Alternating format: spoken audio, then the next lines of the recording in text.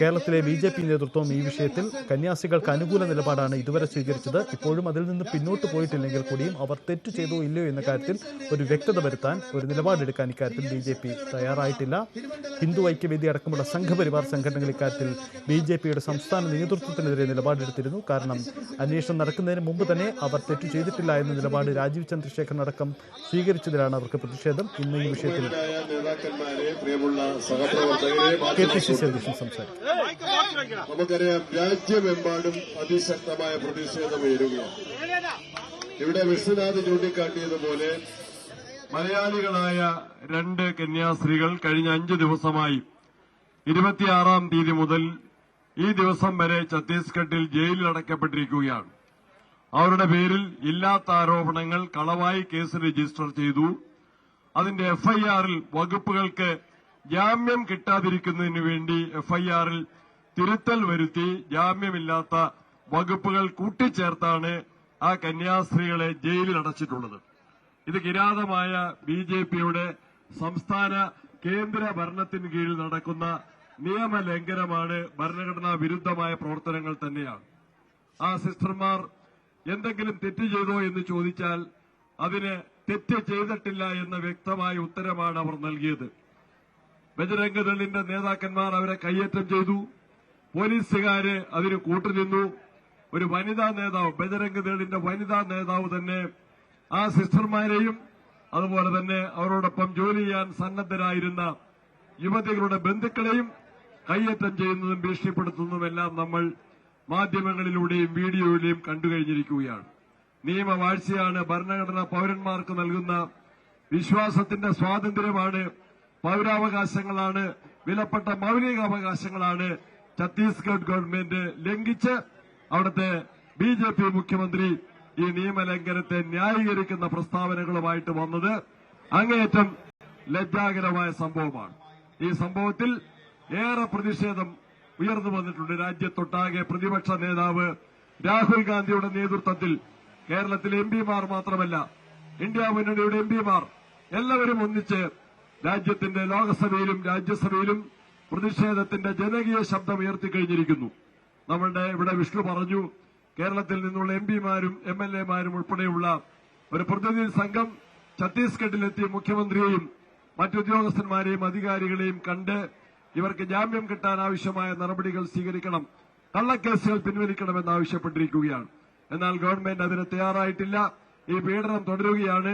ഇതിനെതിരെയുള്ള ജനകീയ പ്രതിഷേധം എല്ലാ ഭാഗത്തുനിന്നും ഉയരുകയാണ്. അതിന്റെ ഭാഗമായിട്ടാണ് കേരള പ്രദേശ് കോൺഗ്രസ് കമ്മിറ്റി വളരെ ചുരുങ്ങിയ മണിക്കൂറുകൾക്കുള്ളിൽ ഇങ്ങനെ ഒരു പ്രതിഷേധ നടത്തം ഈ രാജ്ഭവനിലേക്ക് നടത്താൻ തീരുമാനിച്ചത്. പെട്ടെന്നുള്ള അറിയിപ്പിൽ നിരവധി പ്രവർത്തകർ പങ്കെടുത്തിട്ടുണ്ട്. അവർക്കെല്ലാം പ്രത്യേകമായിട്ട് നന്ദി പറയുന്നു. ഇവിടെ ഉയർന്നുവരുന്ന വികാരം ഇന്ത്യ രാജ്യത്തെ സർക്കാരിനെ അറിയിക്കാൻ കേരളത്തിലെ ഗവർണർ, രാജ്ഭവനിലിരിക്കുന്ന ഗവർണർ ബാധ്യസ്ഥനാണ് എന്നറിയിക്കാൻ ആഗ്രഹിക്കുന്നു.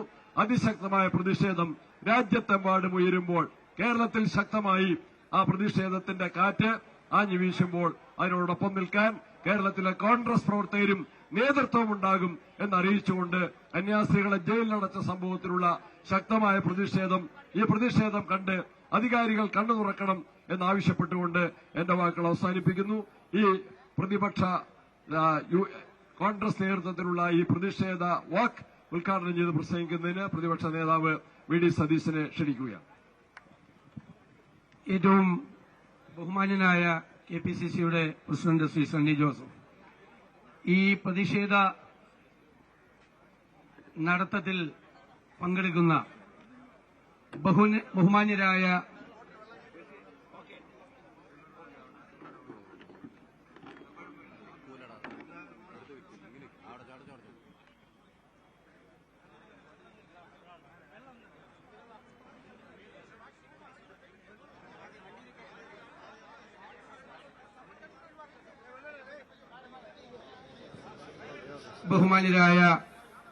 നേതാക്കളെ, സഹപ്രവർത്തകരെ, സുഹൃത്തുക്കളെ, ബഹുമാന്യനായ KPCC അധ്യക്ഷൻ സൂചിപ്പിച്ചതുപോലെ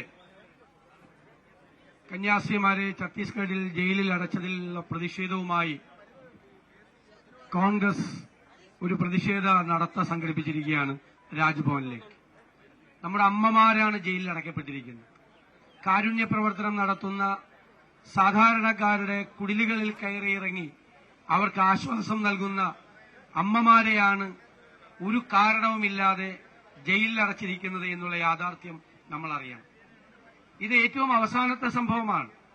ഇതിനു മുൻപ് ഛത്തീസ്ഗഡിൽ, ഔറംഗാബാദിൽ, അഹമ്മദാബാദിൽ, ഉത്തർപ്രദേശിന്റെ വിവിധ ഭാഗങ്ങളിൽ, മഹാരാഷ്ട്രയുടെ വിവിധ ഭാഗങ്ങളിൽ, ഒഡീഷയിൽ ഉൾപ്പെടെയുള്ള നിരവധി സ്ഥലങ്ങളിലാണ് ഇത്തരം സംഭവങ്ങൾ ഉണ്ടായത്. ഞാനത് പരിശോധിച്ചപ്പോൾ കഴിഞ്ഞ 365 ദിവസങ്ങൾക്കുള്ളിൽ 834 സംഭവങ്ങളാണ് രാജ്യത്തുടനീളം ക്രൈസ്തവർ ആക്രമിക്കപ്പെട്ട സംഭവങ്ങൾ ഉണ്ടായിരിക്കുന്നത്. ദേവാലയങ്ങൾ ആക്രമിക്കപ്പെട്ടു, ക്രൈസ്തവ സ്ഥാപനങ്ങൾ ആക്രമിക്കപ്പെട്ടു. ക്രിസ്മസ് ആരാധനയുമായി ബന്ധപ്പെട്ട ക്രിസ്മസ് സമയത്ത് 15 സ്ഥലത്ത് ക്രിസ്മസ് ആരാധനകൾ തടസ്സപ്പെടുത്തി, പ്രാർത്ഥനാ കൂട്ടായ്മകൾ ഉൾപ്പെടെയുള്ള കാര്യങ്ങൾ തടസ്സപ്പെടുത്തി. ഞാൻ എറണാകുളത്ത് ഒരു അച്ഛനെ പോയി അവിടെ മർദ്ദനമേറ്റ ഒരു അച്ഛനെ കണ്ടത് 90 വയസ്സായ ഒരു വൈദികനാണ്. 90 വയസ്സുള്ള വൈദികന്റെ പിന്നിൽ കൈ ചേർത്ത് വച്ച് കെട്ടിയിട്ടാണ് ക്രൂരമായി മർദ്ദിച്ച് ഒരു മുറിയിൽ പൂട്ടിയിട്ടിട്ട് പോയത്. അവിടെ ഒരു യുവവൈദികനെ ക്രൂരമായിട്ടാണ് മർദ്ദനമേറ്റ പാടുകൾ മുഴുവൻ അദ്ദേഹത്തിന്റെ ശരീരത്തിലാണ്. തൃശൂരിൽ ഞാൻ മറ്റൊരു വൈദികന്റെ വീട്ടിൽ പോയി, ഒഡീഷയിൽ അദ്ദേഹവും ക്രൂരമായ മർദ്ദനമേറ്റുവാങ്ങി അദ്ദേഹത്തിന്റെ സഹവികാരിയുടെ തോളെല്ലാണ് അടിച്ചു പൊട്ടിച്ചത്. അപ്പൊ വ്യാപകമായി സംഘപരിവാറിന്റെ നേതൃത്വത്തിൽ രാജ്യത്തുടനീളം ക്രൈസ്തവരും ക്രൈസ്തവ ദേവാലയങ്ങളും സ്ഥാപനങ്ങളും ആക്രമിക്കപ്പെടുകയാണ്. ആസാമിലെ വിദ്യാഭ്യാസ സ്ഥാപനങ്ങളിൽ പോയി പുണ്യവാളന്മാരുടെ അവരുടെ പ്രതിമകൾ മാറ്റണം എന്നാണ് സംഘപരിവാർ ആവശ്യപ്പെട്ടിരിക്കുന്നത്. ആ പ്രതിമകൾ മാറ്റിയില്ലെങ്കിൽ, ആ പ്രതിമകൾ പുണ്യവാളന്മാരുടെയും മറിയത്തിന്റെയും ഉൾപ്പെടെയുള്ള, മേരി മാതാവിന്റെയും ഉൾപ്പെടെയുള്ള ആ പ്രതിമകൾ മാറ്റിയില്ലെങ്കിൽ അതെല്ലാം അടിച്ചു തകർക്കും എന്നാണ് ഇവർ നോട്ടീസ് കൊടുത്തിരിക്കുന്നത്. ഈ രാജ്യത്തെ മതസ്വാതന്ത്ര്യത്തെ മുഴുവൻ വെല്ലുവിളിച്ചുകൊണ്ട് ബിജെപിയുടെ രാജ്യം ഭരിക്കുന്ന കക്ഷിയുടെ പിന്തുണയോടുകൂടി ക്രിമിനലുകളാണ് അഴിഞ്ഞാടുന്നത്. രാജ്യത്തിന്റെ മതസ്വാതന്ത്ര്യമാണ് അപകടത്തിലായിരിക്കുന്നത്. അസഹിഷ്ണുതയാണ് ഇവരുടെ മുഖമുദ്ര. മതങ്ങളെ തമ്മിലടിപ്പിച്ച് അതിൽ നിന്ന് രാഷ്ട്രീയ മുതലെടുപ്പ് നടത്തി അതിൽ നിന്നും അധികാരം നിലനിർത്താനും അധികാരം പിടിച്ചെടുക്കാനും അവരിവിടെ ശ്രമം നടത്തുമ്പോൾ ആട്ടിൻതോലിട്ട ചെന്നായ്ക്കളെ പോലെ അവർ കേരളത്തിലെ ക്രൈസ്തവ ഭവനങ്ങളിലെത്തി കേക്കുകൾ വിതരണം ചെയ്യുക, പരിഹസിക്കുകയാണ്. അവിടെ നിങ്ങൾക്കറിയാം, ഇവിടെ ബഹുമാനപ്പെട്ട പ്രസിഡന്റും ശ്രീ വിശ്വനാഥും സൂചിപ്പിച്ചതുപോലെ നമ്മളവിടെ നമ്മുടെ എംപിമാരുടെ ഡെലിഗേഷൻ അവിടെ എത്തി, എംഎൽഎമാരവിടെ എത്തി. ഛത്തീസ്ഗഡിലെ മുൻ മുഖ്യമന്ത്രി ശ്രീ ഭൂപേഷ് ബാഗൽ ഈ സ്ഥലത്തെത്തി. അവിടുത്തെ അദ്ദേഹം എന്നോട് ഇന്നലെ ഫോണിൽ സംസാരിച്ചിരുന്നു. അവിടെ PCC പ്രസിഡന്റ് ഉൾപ്പെടെ AICCയുടെ ചാർജുള്ള ജനറൽ സെക്രട്ടറിമാർ ഉൾപ്പെടെയുള്ള ആളുകൾ അവിടെ എത്തി